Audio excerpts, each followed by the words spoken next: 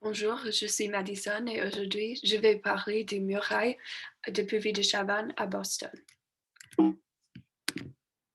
J'ai choisi les murailles de Puvis de Chavannes parce qu'ils se situent tout près de Tufts et j'ai décidé d'aller à Boston pour avoir l'opportunité de les voir en personne. Mais malheureusement, à cause de Covid, euh, on n'a pas le droit d'entrer dans le musée. Donc, j'ai pris cette photo de moi avant le bâtiment où on peut trouver les 9 murailles de Puvis de Chavannes. Et ils sont les 9 murailles qui existent. Ils ne sont pas il n'y a pas des autres aux États-Unis. Donc maintenant, je vais parler des murailles qui existent dans ce bâtiment à Bibliothèque à Boston. Pierre Puvis de Chavannes a fait 9 murailles pour le musée, pour la bibliothèque. Et on pourrait trouver les 9 murailles dans le grand escalier du bâtiment. Les murailles étaient envoyées à Boston en 1895 et 1896. Chavannes n'a jamais visité Boston, donc il n'a pas vu son propre exhibition et j'ai trouvé ça très intéressant. Les murailles étaient faites comme huile sur toile et ils ont utilisé une technique qui s'appelle marcouflage pour afficher les murailles au mur. Et on affiche l'étoile sur un support de plâtre et avec une pâte adhésive pour afficher à la mur. Il y en a 8 murailles qui décrivent des différentes disciplines académiques qu'on peut faire à la bibliothèque. Il y a de la gauche à la droite, il y a la philosophie, l'astronomie, l'histoire, la chimie, la physique, et la poésie pastorale, la poésie dramatique et la poésie épique. Et la 9e muraille est la plus grande qui se situe autour de l'entrée de Bates Hall et elle s'appelle les muses de l'inspiration accueillent l'esprit de la lumière. Et donc, ça va être trop difficile de décrire tous les murailles dans tout un détail très spécifique. Donc, j'ai choisi quelques-unes pour donner beaucoup de détails, mais je vais parler un peu sur tout. Donc, je vais commencer. Et on peut voir, il y en a 4 qui sont à la gauche. Ça, c'est la philosophie, l'astronomie, l'histoire et la chimie. Et à l'autre côté d'escalier, il y a la physique et les trois catégories de poésie. Il y a la poésie pastorale, la poésie dramatique et aussi la poésie épique. Donc, la première, c'est la philosophie. Dans la philosophie, on peut voir qu'il y a 2 hommes au premier plan.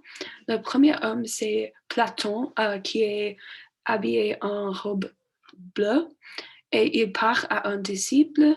Il y a aussi un homme qui lit juste au premier plan et ça se situe en Athènes avant le Parthénon. La deuxième, c'est l'astronomie.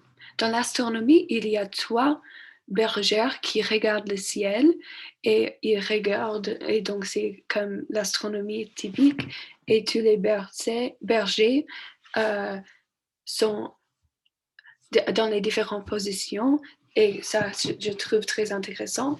Aussi, j'aime beaucoup la lumière sur l'homme au milieu. Oui. Et j'ai trouvé que Puvis de Chavannes a fait quelque chose de très intéressant. C'est difficile de voir avec cette photo, mais il a utilisé un type de pain très différent pour donner un peu des différentes qualités aux étoiles. Donc, dans les différentes lumières, les étoiles brillent dans la bibliothèque pour l'astronomie. La troisième, c'est l'histoire et on peut voir une femme rouge. Il n'y a pas de détails de qui est cette femme, mais elle est en train de convoquer les esprits de la cave, les esprits du passé. Et ça représente l'histoire très bien. La quatrième, c'est la chimie. Et je pense que c'est peut-être une de mes murailles très préférées de Puvis de Chavannes. On peut voir une femme au milieu et aussi il y a 3 petits faits qui fait un mélange d'éléments pour oui, un mélange d'éléments différents pour représenter la chimie. Et j'aime beaucoup les couleurs dans cette muraille. Je pense que c'est un peu différent de tous les autres. Tous les mondes dans ce muraille est anonyme. On ne peut pas trouver de ce que cette femme va représenter. Mais aussi, j'ai pensé que c'était très intéressant de choisir une femme pour représenter un scientifique, un métier scientifique, parce que c'était pas très accepté à l'époque. Et j'aime beaucoup les détails de tous les corps et les faits. Je pense que c'est très anatomique et on a vu cette anatomie avec beaucoup d'autres artistes de l'époque. La quatrième, c'est ma muraille préférée et je pensais que c'est très intéressant que Chaban a décidé de faire la chimie sur un côté de l'escalier et la physique sur l'autre.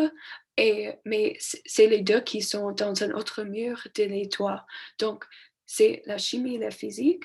Il y a les toits au sujet de la poésie et il y a les trois autres que j'étais en train de discuter. Et donc, ils sont en face de la grande 9e muraille. La physique, j'ai trouvé ça très intéressant et frappant.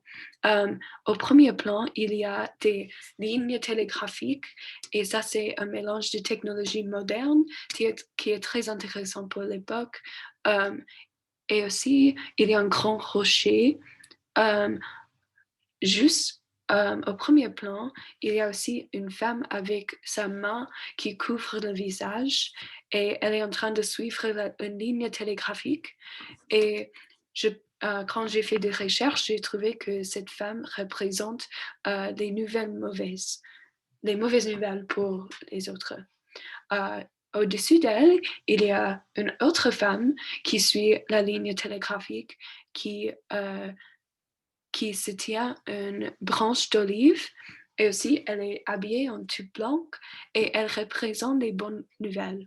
J'ai trouvé cette opposition des deux femmes très intéressante depuis de Chaban et aussi l'interprétation des lignes télégraphiques qui était une invention très nouvelle pour la physique et une très bonne qualité de cette muraille. J'aimais beaucoup les autres couleurs et le mélange de camailleux de bleu dans le arrière-plan. Et j'ai pensé qu'ils sont en train de...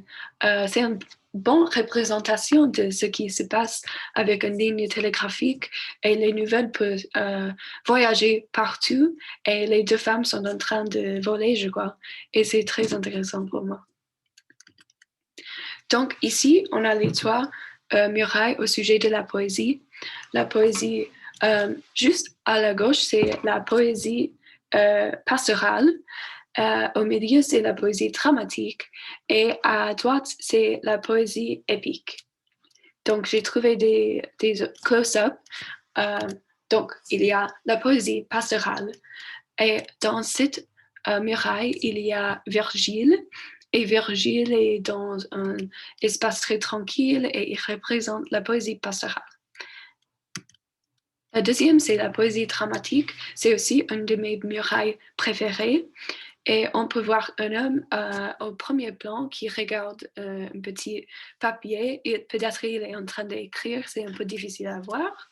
Et en arrière-plan, il y a un autre homme qui était en train d'être harcelé par des nymphes de l'océan et aussi un grand oiseau. Et je pense que ça représente beaucoup la drame et la poésie dramatique dans cette époque. J'aime beaucoup les couleurs bleues dans cette muraille et j'aime beaucoup tous les murailles au sujet de l'océan. Et donc, c'est très... Je pense que Puvis de Chaban a fait un grand commentaire sur la poésie dramatique avec cette grande muraille.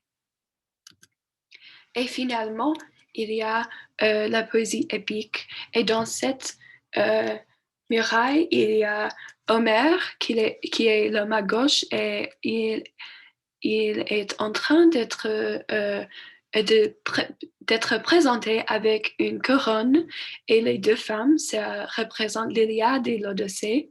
Et la poésie épique est très intéressante pour moi aussi parce que j'aime beaucoup le contraste entre les trois types de poésie et la façon dont laquelle Puvis de Chavannes avait exprimé ses sentiments de la poésie. Finalement, il y a la grande muraille qui a été faite pour entourer l'entrée de Bates Hall. Et cette muraille appelle les muses de l'inspiration, accueille l'esprit de lumière. Cette muraille est très grande et ça représente l'illumination. L'homme tout au milieu, au-dessus de l'entrée de Bates Hall, ça représente le guide de l'illumination. Et il y en a 9 muses qui apportent quelque chose à cette illumination. Il y a les objets très différents dans les mains et ça représente une éducation et les métiers académiques différents. À gauche, il y a une femme qui était en pierre et elle représente l'étude. Et il y a une autre femme à droite qui représente la contemplation. Et voilà une autre photo et qui représente la grandeur de cette muraille. J'ai trouvé ça très intéressant. Et voilà quelques muses qui sont en train d'apporter des différents instruments. Et aussi, on peut voir le petit message. Les muses inspiratrices acclament le génie messager de lumière. Et c'est très intéressant aussi de voir cette pierre et l'inscription qui était à la bibliothèque. Et voilà une photo de tous les 8 différents murailles. Et pour finir, j'ai pensé que c'était un projet très intéressant de voir 9 pièces d'une collection qui étaient tout près de Tufts. Et j'aimais beaucoup que c'était un peu académique et il y avait tous les métiers différents. Puvis de Chavannes n'a rien oublié comme métier et c'était très intéressant de voir cette collection en gros. Merci beaucoup d'écouter et oui, merci.